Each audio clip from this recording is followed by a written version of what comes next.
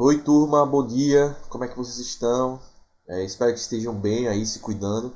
Espero que esteja tudo certinho com vocês. Na última aula a gente começou a falar sobre, nas últimas aulas, né?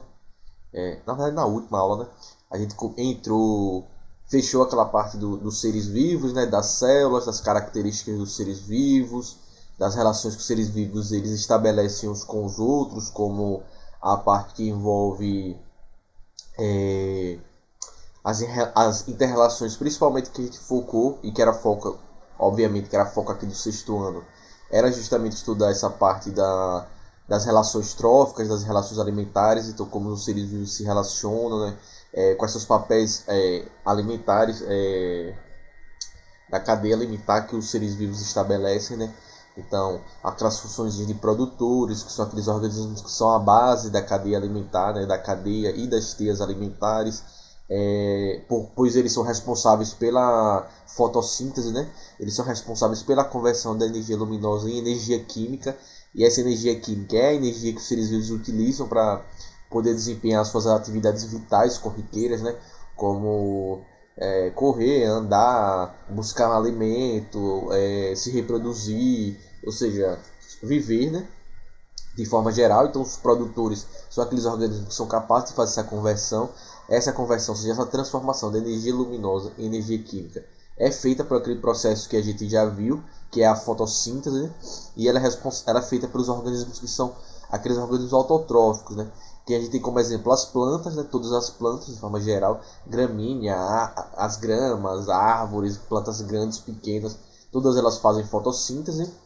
E temos também na água as algas, né? Então as algas marinhas são organismos que são capazes também de realizar essa fotossíntese, ou seja, de realizar esse mecanismo de transformação da energia luminosa em energia química, né? Então esses organismos fotossintetizantes, eles são fundamentais para a vida dos seres vivos porque eles compõem a base da cadeia alimentar, né? Ou seja, eles são a base da cadeia, a base da transferência de energia e matéria para todos os outros seres vivos. Ou seja, sem os produtores seria muito improvável, ou seja, possa-se dizer que seria impossível a formação e existência da vida como ela é hoje, né? Ou seja, por exemplo, a existência de nós, seres humanos, não seria possível sem a presença desses organismos fotossintetizantes, sem a presença desses organismos autotróficos, né? Então, eles são fundamentais porque eles são a base de toda a cadeia alimentar que existe. Ou seja, eles são a base da história da vida dos seres vivos, certo? E vimos também que a gente tem lá o papel dos consumidores, que são aqueles organismos que são os heterotróficos, que não conseguem produzir seu próprio alimento e se alimentam dos outros seres vivos, né? E vimos também os decompositores, que vão reciclar a matéria quando todos os seres vivos morrem, inclusive eles mesmos, né? E na aula passada a gente começou a se aprofundar e a estudar, né? E a entender de que forma o ser humano ele conseguiu ser tão bem sucedido na sua adaptação no planeta, né? Então a gente viu algumas características que possibilitaram, desde da nossa espécie, né, o Homo sapiens mais primitivo, ele conseguir chegar ao ser humano moderno, que é que somos nós, né? E tudo aquilo que nós construímos enquanto espécie. E a gente observou que tudo isso foi possível graças ao desenvolvimento do nosso raciocínio, ou seja, esse raciocínio ele foi possível ao desenvolvimento do nosso cérebro, né? Nosso cérebro ele em proporção, ele é o maior do reino animal, em proporção, gente, assim, não é tipo, pegar o cérebro de uma baleia, deve ser do tamanho de um ser humano adulto, se não for maior. Mas a gente faz da proporção assim, do tamanho médio do corpo e o volume do cérebro, essa proporção, o da gente é maior, certo? Em proporção. Obviamente que animais maiores têm um cérebro maior, né, que o nosso. Mas é maior, mas proporcional ao tamanho do corpo, né? O da gente é o maior em proporção. Ou seja, se todos os animais fossem do nosso tamanho, do tamanho médio de um ser humano, o cérebro dele seria menor do que o nosso. É isso que eu estou querendo dizer com a proporção. Então o cérebro da gente é maior em proporção. Não é maior em tamanho, obviamente, mas em proporção. Então, se uma baleia, se um elefante fosse do nosso tamanho, o cérebro dele seria menor do que o nosso, certo? Então esse cérebro mais desenvolvido possibilitou, né, a nós desenvolvermos o raciocínio, nos possibilitou também, como é que eu posso dizer? Nos possibilitou o desenvolvimento da linguagem, né? Tanto a linguagem falada quanto a linguagem escrita, e isso possibilitou a transferência de conhecimento de uma geração para outra de forma mais eficiente. Ou seja, à medida que a gente falava, criou a linguagem falada, né? A fala, e falar para outras pessoas tudo aquilo que a gente aprendeu, e ensinar para essas pessoas as nossas experiências. Essas pessoas elas já partem do ponto da vida onde a gente parou. Então a mesma coisa quando a gente desenvolve a escrita, né? Então as informações de tudo que a gente foi aprendendo da vida, né? O que a gente aprendeu que deu certo, que deu errado, como construir uma casa, como construir uma plantação. Então tudo isso é possível. Então à medida que as pessoas foram escrevendo e falando, as outras gerações já iam aprendendo e já iam desenvolvendo a partir daquilo que a geração anterior tinha desenvolvido. E aí inovando. E aí a gente foi desenvolvendo uma série de tecnologias, seja tecnologias mais simples, que facilitavam a nossa vida, né? Então, por exemplo, a construção de roupas para a gente sobreviver às questões climáticas, né? Então, roupas que nos protegiam do frio, né? Construção de casas, desenvolvimento de energia elétrica, até desenvolvimento de energia nuclear, energia solar, de celular, de computador, de internet, de rádio, por aí vai. Então tudo isso foi possível graças ao raciocínio, graças à linguagem, graças à cultura, graças à criação da ciência e por aí vai. Tudo isso foi possível ao nosso cérebro desenvolvido, né?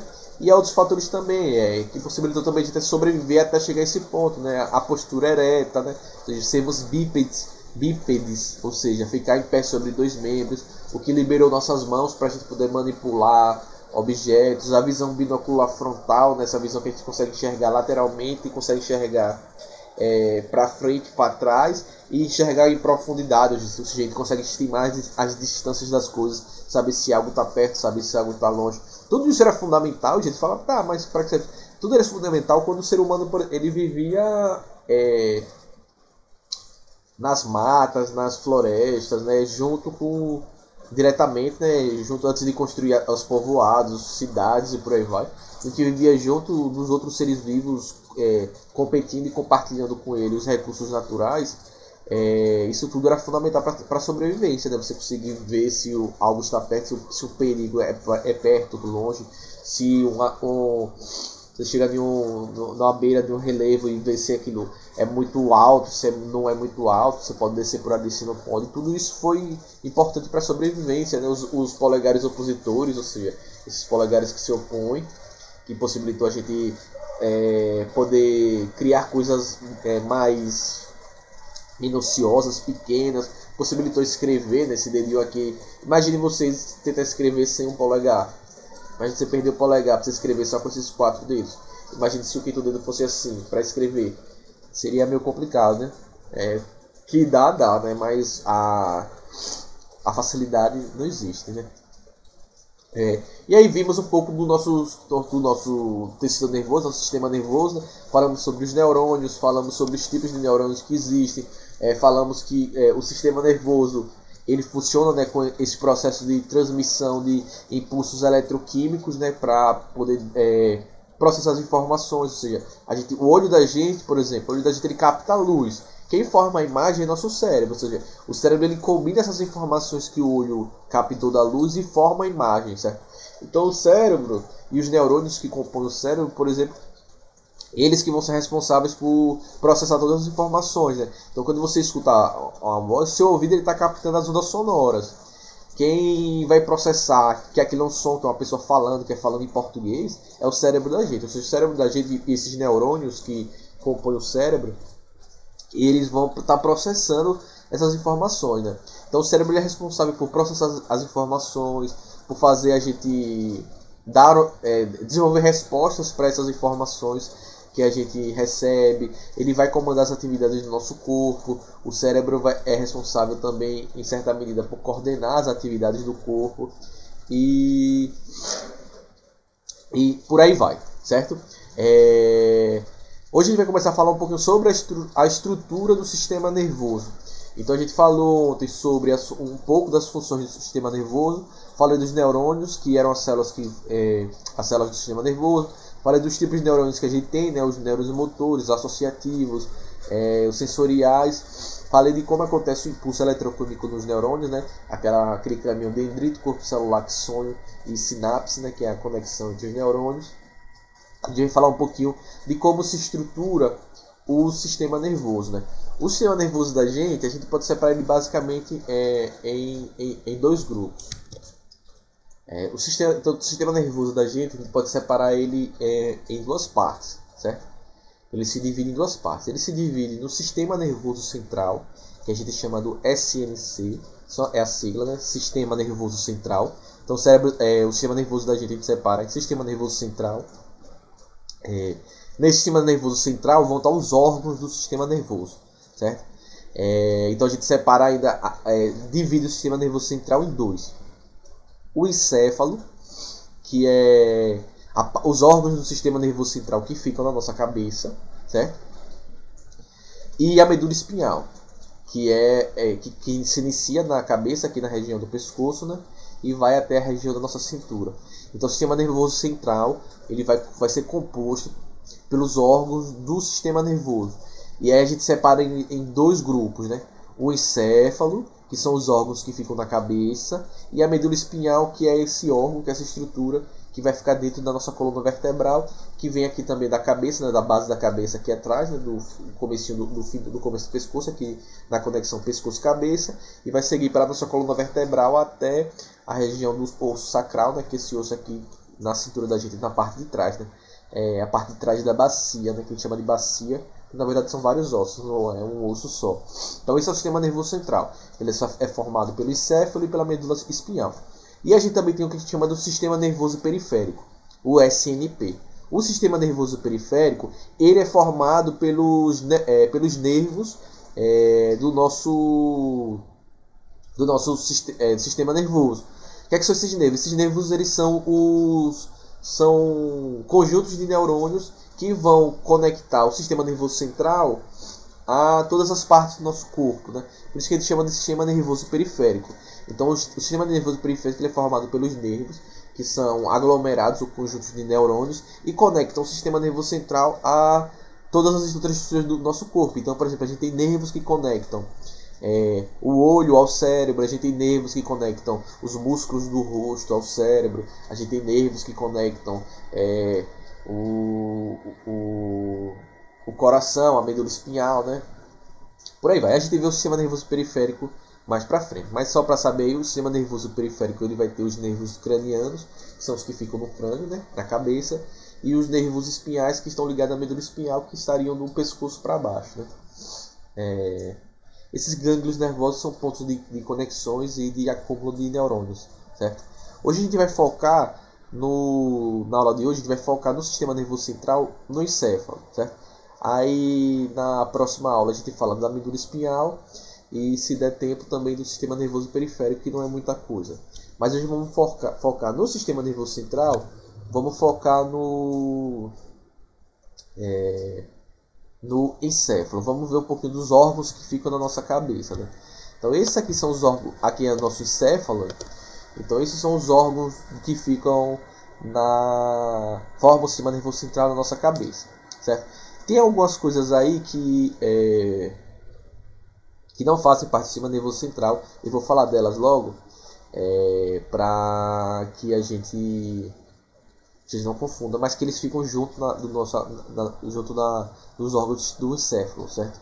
Então, por exemplo, o hipotálamo, o tálamo, vocês estão vendo aí, hipotálamo, tálamo. Então eles dois, o hipotálamo e o tálamo, na verdade eles são glândulas que ficam aí na região cerebral do encéfalo, mas eles fazem parte do que a gente chama de sistema nervoso, do sistema endócrino, né? Eles são responsáveis por produzir alguns hormônios. Eles não fazem parte do sistema nervoso, eles são da parte do sistema endócrino, que é outro sistema do nosso corpo, certo? Então, esse tálamo e hipotálamo eles não fazem parte.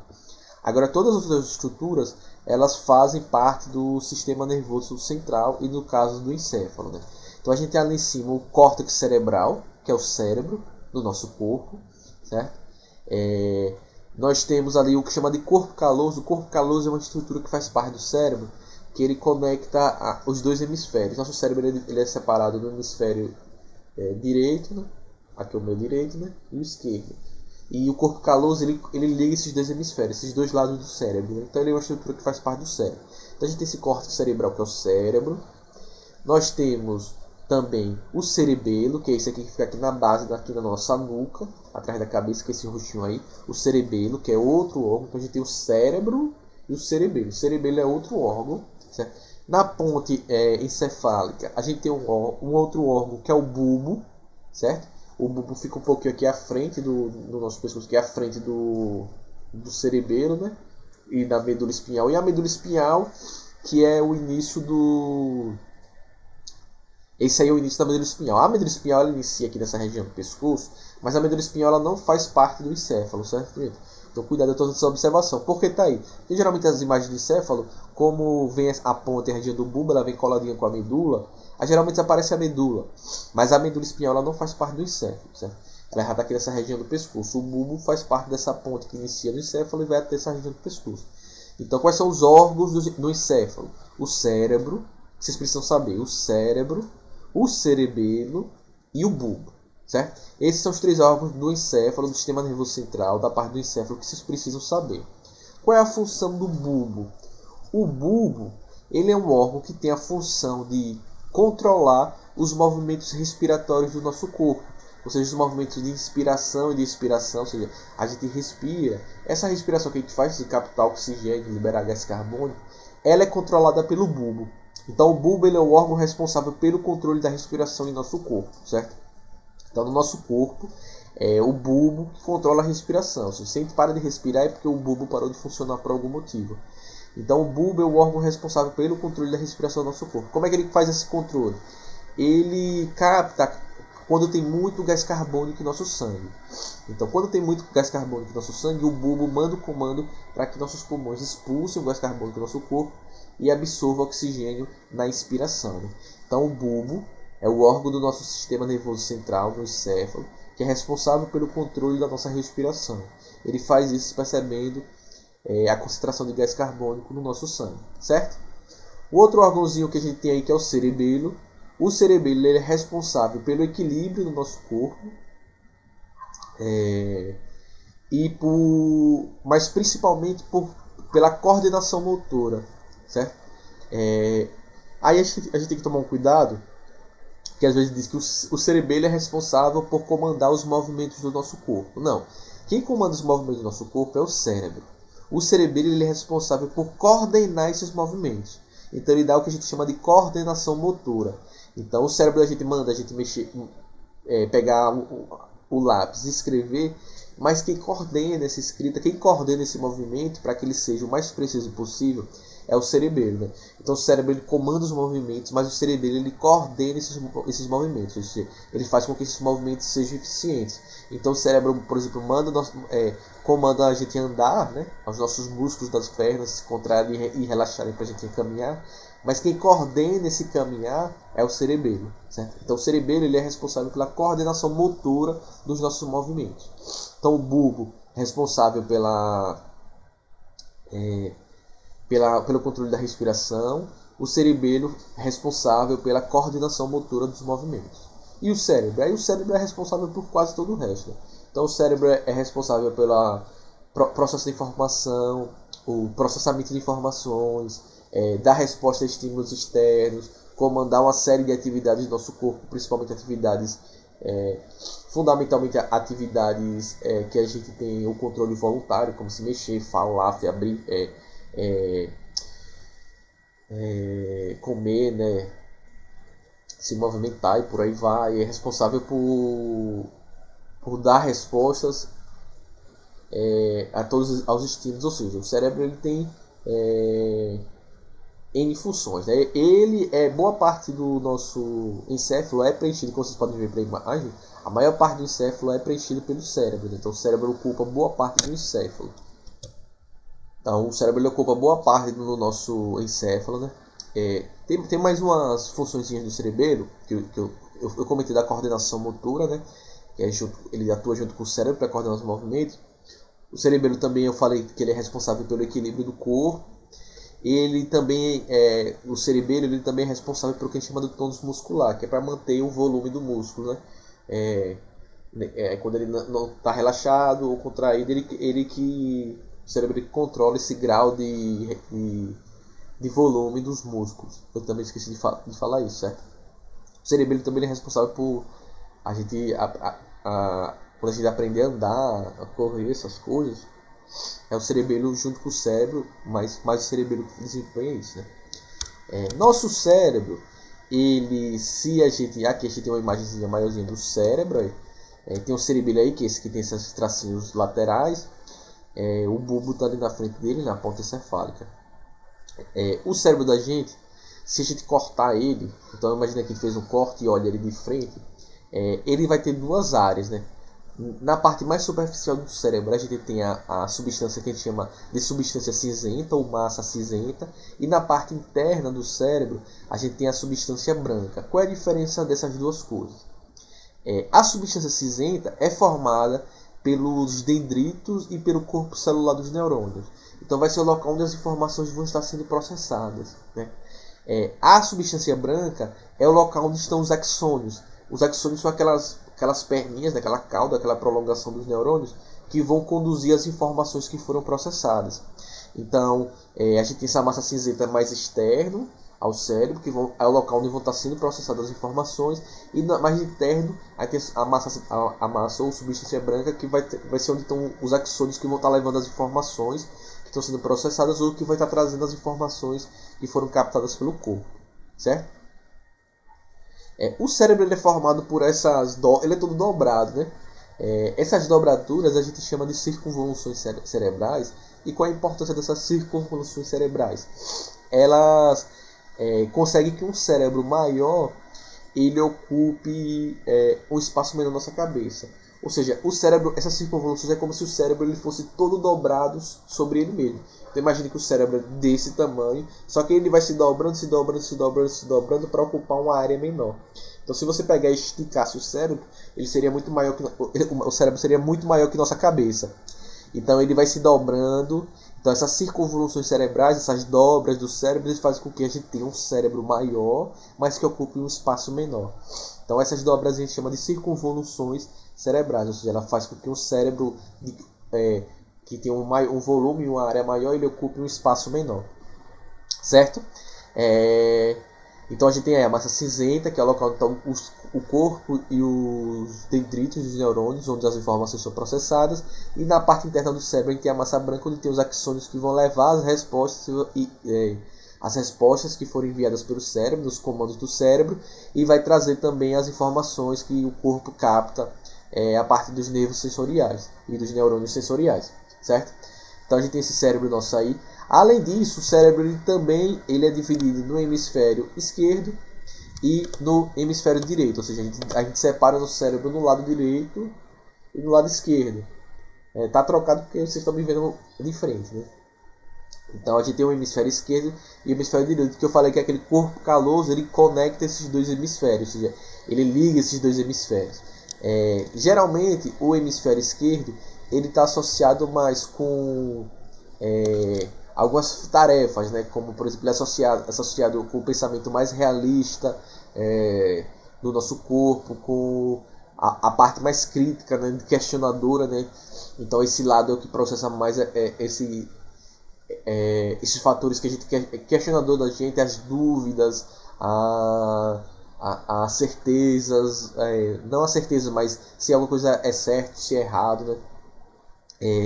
O lado do processamento das informações matemáticas, de lógica, né? Ela está associado ao lado esquerdo do cérebro, né? As questões do detalhamento, né? Da gente ser detalhista ou não, a questão do organizativo, né? A questão mais do estudo, do desenvolvimento do conhecimento mais formal, ele está mais associado ao lado esquerdo do cérebro. No lado direito do cérebro, a gente tem a parte mais, que a gente pode dizer, da parte mais da criatividade, né? Então, no lado direito do cérebro, que a gente desenvolve mais os nossos dons e as nossas capacidades mais ligadas ao abstrato, né? Ao artístico, ao que a gente chama de intuição, né? O intuitivo. Não, tô achando que isso é por aqui, ou eu tenho que fazer isso de tal jeito, tô com essa sensação. Isso é mais intuitivo. As questões mais ligadas ao impulso, né? Aquelas ações impulsivas que a gente toma, aquelas coisas que a gente chama de não linear, né? Ou seja, aquilo que não é um raciocínio lógico. Vou fazer isso, por isso, por aquilo. E às vezes você vai numa coisa, você vai fazendo alguma coisa que você nem pensou, nem que falar, fiz isso sem pensar, né? Na verdade você pensou, mas geralmente essa é uma resposta que está mais associada ao nosso lado direito do cérebro, né? Então o cérebro a gente pode dividir no hemisfério esquerdo e no hemisfério direito. Outra coisa que é muito interessante com relação ao nosso cérebro é que quando os axônios, os nervos, eles saem do nosso cérebro, eles se cruzam.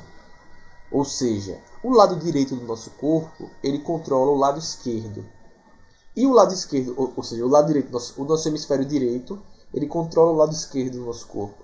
E o hemisfério esquerdo do nosso cérebro, ele controla o lado direito do nosso corpo. Ou seja, quando os nervos e neurônios eles saem do cérebro, eles se cruzam. Lá no corpo caloso, eles se cruzam, né? Então, o lado direito do cérebro vai controlar o lado esquerdo do corpo e o hemisfério esquerdo do cérebro vai controlar o direito. Então, quando você está mexendo seu braço esquerdo, dando tchau, quem está comandando esse movimento é o hemisfério direito do seu cérebro. Quando você mexe o braço direito do seu corpo, quem está controlando o seu braço direito é o hemisfério esquerdo. Então a gente tem essa troca, né? Então um lado controla o outro. Então o hemisfério direito do cérebro controla o lado esquerdo do cérebro e o hemisfério esquerdo do cérebro controla o lado direito. Isso aí é uma coisa que é curiosa. Além dos hemisférios cerebrais, o cérebro ele é dividido, o cérebro, né, em lóbulos cerebrais, né? Então aí tem a visão de lado e a visão de cima, né? Então cada cozinha aí é um lobo cerebral, né? Então a gente tem o lobo frontal, que fica aqui nessa região da frente, aqui da nossa testa e um pouquinho da parte de cima da nossa cabeça, mais da frente. A gente tem o lobo parental, né? Que é que fica aqui no topo da nossa cabeça. A gente tem o lobo occipital, que é o que fica aqui na parte de trás, na nossa nuca, na parte de trás da nossa cabeça, né? E o lóbulo temporal, que fica aqui do lado. Aí tem um de cada lado, certo? Lembra que a gente tem dois hemisférios, que vocês podem ver aqui. Então a gente tem um de cada lado. Então tem um lobo frontal esquerdo e direito, o lobo temporal esquerdo e direito, o lobo parental esquerdo e direito, o lobo occipital esquerdo e direito, temporal esquerdo e direito, certo? O lobo frontal, que fica aqui na frente, ele é responsável pelo nosso pensamento, pela nossa logística, pela fala, pelo raciocínio, processamento de algumas informações ligadas à aprendizagem, né? O lobo parental, que é esse que fica esse verdinho, que fica aqui na parte da nossa cabeça, no topo da nossa cabeça, ele é responsável pelo tato, né? Então ele é responsável pelas sensações do tato, né? Do toque. Ele processa as informações da temperatura, de mudança de temperatura, se está frio, se está quente. Ele é responsável pelo gosto, né? Pelo paladar.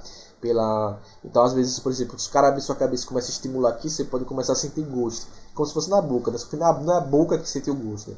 A boca tem os neurônios que captam as informações e é o cérebro que processa isso e é o cérebro que sente o gosto das coisas. Então o lobo parental está ligado com isso, com o tato, né? Então sensações de dor, de pressão. Então quando alguma coisa pressiona o seu corpo, quem processa aqui é o lobo parental. Então todas as informações, né? O lobo frontal também é responsável pelas emoções, que eu não falei, né? O lóbulo temporal, que são esses dois aqui, aí é fácil de lembrar. Esses dois aqui eles estão próximos de onde? Dos ouvidos. Então o lóbulo temporal ele é responsável pela captação das informações sonoras, certo? É só lembrar, o lóbulo temporal que está aqui do lado, perto do ouvido, ele vai processar as informações sonoras. Então tudo que o ouvido capta vai ser processado pelo lóbulo temporal. E o lóbulo occipital de óptico, olho, o lóbulo occipital aqui na nuca é responsável pelo processamento das informações visuais, né? Então é o que forma as imagens aqui nessa região. Tem casos que as pessoas sofrem um acidente, bate aqui a nuca e fica sem enxergar, porque dá uma lesão no lóbulo occipital. Por mais que o olho dela esteja captando a luz, mas o cérebro não processa essas informações. Então a gente tem esses 4 lóbulos cerebrais aí, importante saber. E temos também, para a gente fechar aqui, existem um tecidos e uma pele que reveste e protege nosso cérebro, que a gente chama de meninge, certo? A meninge, na verdade, elas são 3 meninges, certo? Então a gente tem o osso do crânio aqui, olha, e a gente tem 3 meninges entre o osso e o cérebro, que é as meninges, que é a dura mater, que é que fica a vermelhinha ali próximo do crânio, né, do osso, a aracnoide, que fica entre a dura mater, e a pia mater, que é que fica em contato com o cérebro. Então a gente tem essas 3 meninges que servem para proteger o cérebro. Ou seja, se você dá uma pancada na cabeça, o cérebro ele chacoalha para que o cérebro ele não se bata com o nosso crânio, com o osso da nossa cabeça e sofra uma lesão. A gente tem essas meninges que revestem e protegem o cérebro, né? Então são essas 3 meninges, a aracnoide, a dura mater e a pia mater. Então elas servem para revestir o cérebro e proteger o cérebro. Quando você tem uma inflamação, seja bacteriana ou por algum vírus, nessa pelezinha que reveste o cérebro, aí forma aquela doença que a gente chama da meningite. Então a meningite é uma inflamação que acontece nesse tecido que reveste o cérebro, que é a dura mater, a aracnoide e a pia mater, que a gente chama de meninges, e que em uma gravidade ela pode ser muito agravar, a pessoa pode levar até a pessoa à morte, porque essa inflamação ela pode se espalhar para o cérebro da pessoa de forma muito rápida, já que essas pelezinhas que estão em contato direto com o cérebro, certo? Então tá aí a parte do encéfalo e do cérebro. Na próxima aula a gente fala um pouquinho sobre a medula espinhal e o sistema nervoso periférico, certo? Então fiquem bem, se cuidem e a gente se vê na próxima aula. Tchau!